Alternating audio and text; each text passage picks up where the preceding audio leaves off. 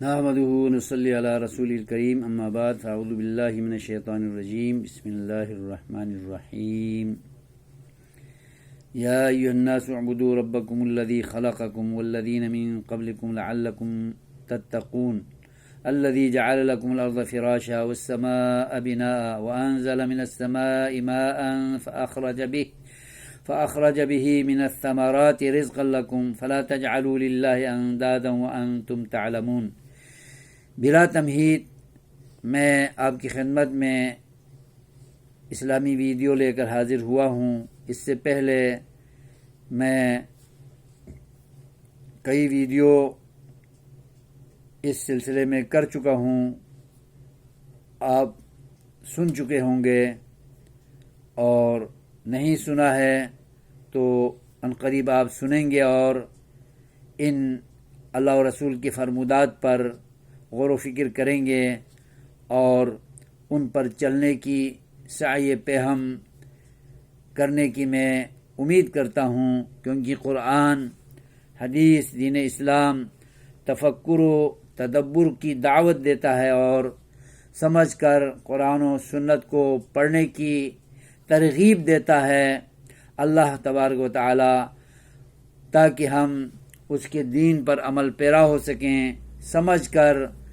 اللہ تبارک و تعالی کی ذات کو، صفات کو، اس کے اوامر و نواہی کو، احکامات کو سمجھ سکیں اور ان پر ہم چل سکیں، تاکہ ہم اللہ کے ہاں سرخرو ہوں اور دنیاوی اور اخروی نجات اور فلاح و بہبود سے ہم بہرہ مند ہوں اور ہمارا انجام بخیر ہو۔ تو میرے بزرگوں، دوستوں، بھائیوں، بیٹوں، ماؤں، بہنوں اور بیٹیوں، اللہ تبارک و تعالی نے جب اس کا عرش پانی پر تھا، یہ کائنات اس شکل میں نہیں تھی اور اس دنیا کی جگہ پر سارا پانی ہی پانی تھا، اس پر اللہ کا عرش تھا۔ قرآن کریم میں سورہ ہود اور سورہ دخان دونوں کا مطالعہ کرنے سے ہمیں پتہ چلتا ہے کہ اس کائنات کو اس شکل میں بنانے سے پہلے اللہ رب العزت کا عرش کان عرشہ علی الماء، اللہ تعالیٰ کا عرش پانی پر تھا، اور اس وقت اللہ تبارک و تعالیٰ نے دو پروگرام سوچا تھا۔ قرآن کی تعلیم سے اور قرآن کا مطالعہ بغور کرنے سے ہمیں پتہ چلتا ہے کہ اللہ تبارک و تعالیٰ نے اس شکل میں، جس شکل میں ہم اس کائنات کو دیکھ رہے ہیں، بلند آسمان کی صورت میں جو بغیر ستون کے ہے اور جس میں ستارے، چاند، سورج اللہ نے سیارے بنا کر سجا دیے ہیں اور ان کو انسانی امور کے اندر مسخر کر رکھا ہے، تابع کر رکھا ہے، جن کے فوائد ہیں اور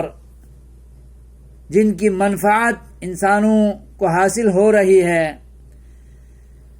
آج کل سائنسی دور ہے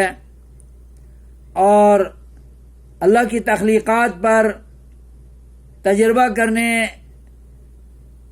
کا دورہ ہے، تو سائنسی علوم کے تحت ان کو پڑھا جا رہا ہے، سمجھا جا رہا ہے اور ان پہ غور و خوض کیا جا رہا ہے، اور سائنس کے بعض تجربات قرآن و سنت کی تائید کرتی ہیں اور کرنی چاہیے، کیونکہ اللہ رب العالمین سچی ذات ہے اور اس کائنات کو محکم، مضبوط اور پائیدار اللہ نے بنایا ہے، اور اس میں جو سیارے سجائے ہیں، اجرام فلکیات جو اللہ نے آسمانوں میں مقرر کیے ہیں. چاند کا اپنا کام ہے، سورج کا اپنا کام ہے، ستاروں کا اپنا کام ہے. ان کے بارے میں قرآن میں تفصیلات سے معلومات موجود ہیں. رفتہ رفتہ میں آپ کی خدمت میں ان سب چیزوں کو ویڈیوز میں بیان کرتا چلا جاؤں گا انشاءاللہ. کہنے کا مطلب یہ ہے اس کائنات کو اس شکل میں بنانے سے 50,000 سال پہلے اللہ تبارک و تعالی نے 2 پروگرام بنائے تھے. ایک تو یہ کہ اس شکل میں اس کائنات کو میں بناؤں گا، اور دوسرا اس کائنات کو بنانے کے بعد کیا کرنا ہے وہ بھی قرآن میں بیان ہے کہ اللہ تبارک و تعالی نے مخلوقات کو بنا کر اور سب سے بڑھ کر انسانوں اور جنوں کو پیدا کر کے ان پر دینی ذمہ داری ڈالنی تھی، دینی مسئولیت ڈالنی تھی، احکام و اوامر ان پر لاگو کرنا تھا، امور شریعت کو انسانوں پر جنات پر پیش کرنا تھا. اور امانت کے نام سے اللہ نے دینی ذمہ داری کو قرآن میں بیان کیا ہے. تو اللہ نے اس سلسلے کو حضرت آدم سے شروع کیا اور حضرت محمد رسول اللہ صلی اللہ علیہ وسلم پر ختم کیا. قیامت کی صبح تک محمد صلی اللہ علیہ وسلم ختم المرسلین اور خاتم النبیین ہیں. ان کی رسالت و نبوت قیامت کی صبح تک جاری رہے گی. آپ صلی اللہ علیہ وسلم اپنی عمر کے 63 سال پورے کر کے نبوت کے 23 سال کا دور گزار کر سرخرو ہو کر امت کی کامل، مکمل اور احسن تربیت کر کے تعلیم دے کر اور قرآن و سنت کو ہمارے لیے تعلیم، تربیت اور عمل کا خزانہ، منبع، محور اور مجموعہ چھوڑ کر چلے گئے ہیں، اور ان دونوں کو تھامے رہنے کی ہمیں وصیت کر کے گئے ہیں. ہم ان کو تھامے رہیں گے. بالاضافہ خلفائے راشدین کی سنت طور طریقوں کو، ان کے فتاویٰ کو، ان کے فیصلوں کو، ان کے کارناموں کو، اور جتنی بھی فتوحات انہوں نے کی تھیں، جتنی بھی ترقیات انہوں نے کی تھیں اور رفاہی کام کیے تھے، ان تمام کاموں کو سمجھ کر ہمیں ان کی اتباع کرنے کی ضرورت ہے اور ان کے نقش قدم پر ہمیں چلنے کی ضرورت ہے. اسی میں ہماری بھلائی ہے، دنیاوی بھی، اخروی بھی. اور اللہ کے رسول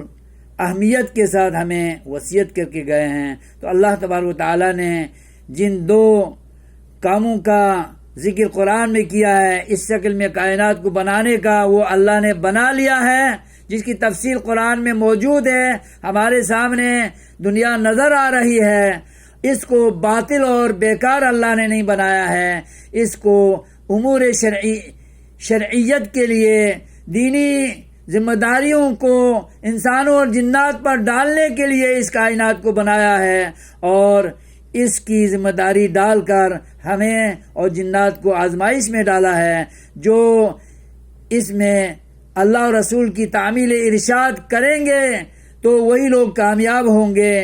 اور شریعت پہ چلیں گے تو ہم کامیاب ہوں گے. اور اگر شریعت پر نہیں چلیں گے، اللہ کے فرامین پر نہیں چلیں گے، اللہ کے قوانین پر نہیں چلیں گے، اللہ کی حدود کی پاسداری نہیں کریں گے، اللہ کے فرامین اور رسول اللہ صلی اللہ علیہ وسلم کے فرمودات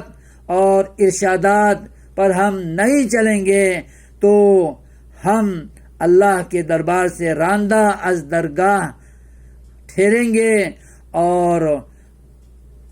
اللہ کی نظر سے ہم گریں گے. اللہ تبارک و تعالی ہمیں توفیق دے کہ اس کے دین کی تعمیل کریں، اس کے نبی کی اتباع کریں، اس کے عقائد کو تسلیم کریں اور اچھائیوں کو ہم عمل سے گزاریں اور جن کاموں سے، منکرات سے، معصیتوں سے، گناہوں سے، اللہ کو ناراض کرنے والے کاموں سے، جتنے بھی کام ہیں ان سے جو روکا ہے منہیات سے، تو ہم رکیں. اسی میں ہماری نجات ہے، فلاح و بہبود ہے، ترقی ہے، اور خوشی، خرمی اور آسودہ حالی، خوشحالی اور امن و سکون بھی، چین بھی اسی میں ہے. اللہ تبارک و تعالی ہر اچھائی سے ہمیں ہمکنار کرے اور ہر بدی سے ہمیں باز رہنے کی توفیق خیر عطا فرمائے. وآخر دعوانا ان الحمد للہ رب العالمین.